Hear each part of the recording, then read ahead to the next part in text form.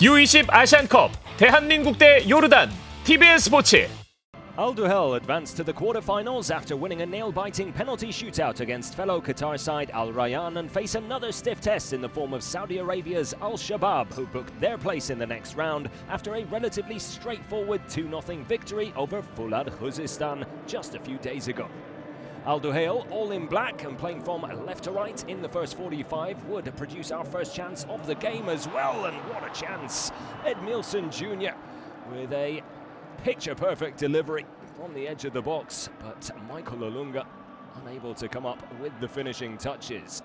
Back the other way just 3 minutes later, and Al Shabab with their first really good chance. Carlos Jr. able to pull the trigger. That's Salah Zakaria with a fine save to deny the Brazilian. Al Shabab then looking for the opening goal just before the break as well. Moteb Al Harbi doing really well out on the flank, gets the ball into Carlos Jr.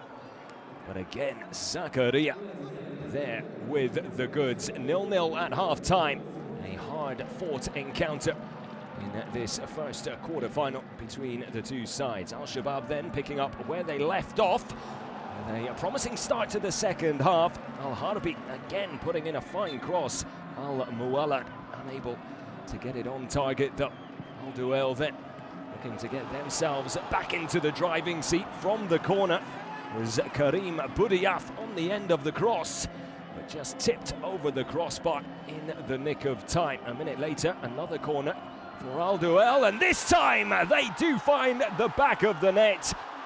Michael Olunga with missed opportunities in the first half, but puts it right on the money with the header into the bottom left corner. His 5th Champions League goal this season, and Al Duhail into the lead as a result, and they would turn that into a 2-goal lead. A brace for Olunga, and a fantastic few minutes for the side from Qatar on a silver plate for Olunga, and he was more than happy to oblige from close range. Al Shabab then looking for a way back into this to keep hopes of a semi-final alive, but that man Salah Zakaria standing in their way to deny Turki Al-Amar.